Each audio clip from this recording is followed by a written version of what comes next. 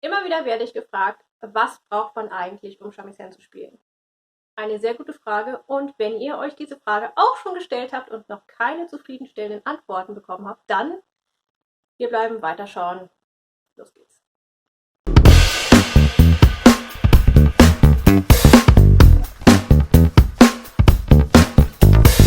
Was braucht man also wirklich, um Shamisen zu spielen?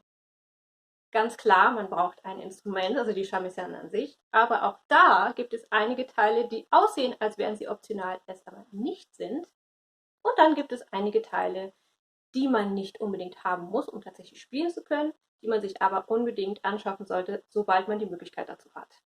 Schauen wir uns also zuerst an, wie das Minimalset aussieht, und dann gucken wir Stück für Stück, wie die optionalen Zusatzteile dafür aussehen und wofür man sie braucht. Hallo zusammen, für alle, die mich noch nicht kennen, ich bin Sue Bunyamin von der Shamisen-Zentrale und ich mache hier für euch jeden Dienstag ein frisches Video über Shamisen. Den Kanal könnt ihr hier unten abonnieren und drückt das kleine Glöckchen, dann bleibt ihr mal auf dem neuesten Stand. Das minimale Set besteht zunächst mal aus einem intakten Instrument. Das bedeutet, dass alle Wirbel intakt sein müssen. Das Kamigoma muss dran sein. Die Häute müssen auch intakt sein.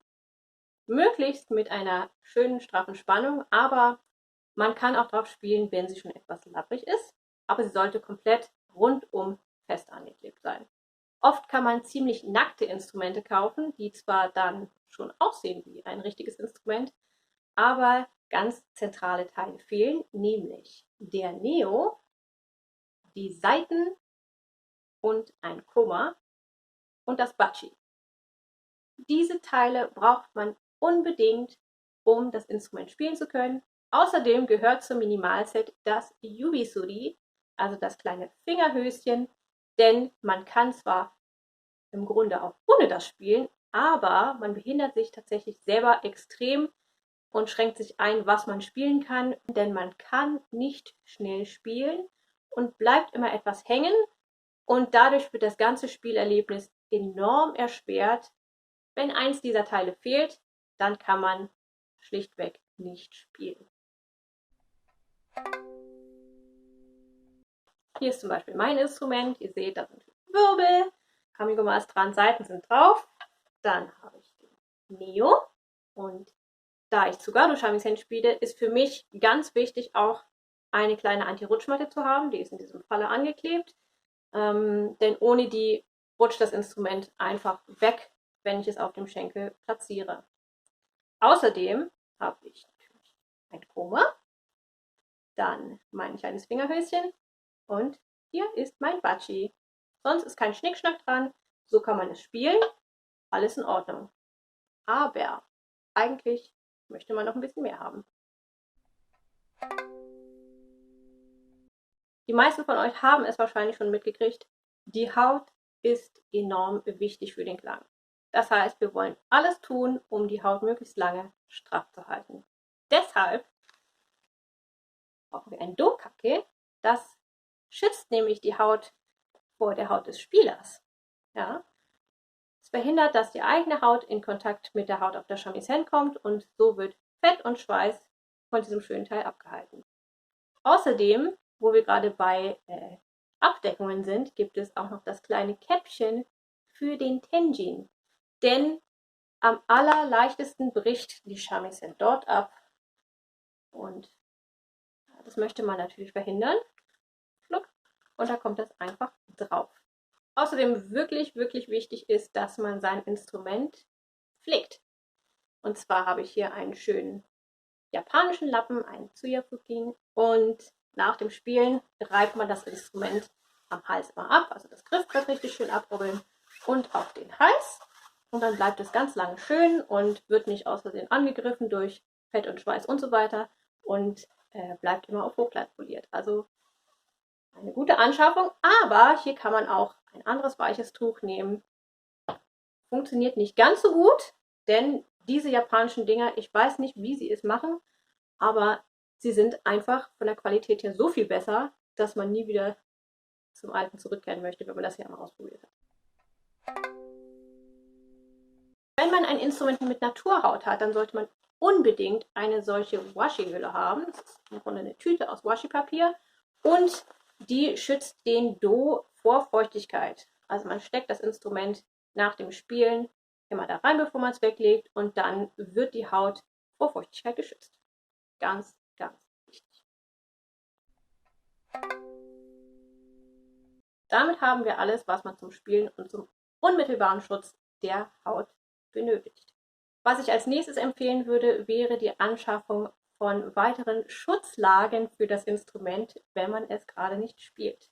Zunächst mal hätten wir hier das Nagabukuro, eine schöne Hülle, ungefähr so lang wie die Shamisen, wird da eingewickelt. Dazu gibt es ein Video und die schützt das Instrument vor allem vor Staub und sorgt dafür, dass es schön kuschelig aufgehoben ist. Wenn ihr das Instrument aber nicht nur zu Hause spielt, sondern auch mal durch die Gegend schleppen wollt, dann reicht die Hülle nicht, sondern ich rate dringend dazu, ein Softcase oder ein Hardcase zu holen. Das gibt es in lang oder auch in klein, wenn man eine Mitsuori-Shamisen hat, also eine Shamisen, bei der man den Hals zerlegen kann. Und für die Mitsuori-Variante gibt es dann für den Mitsuori-Koffer auch eine Mitsuori-Hülle. Was außerdem nützlich ist für alle, die ihr Instrument nicht immer laut spielen können, weil sie zum Beispiel ungnädige Nachbarn oder Mitbewohner haben oder weil sie zu Unzeiten spielen müssen, für die gibt es das Shinobi-Koma.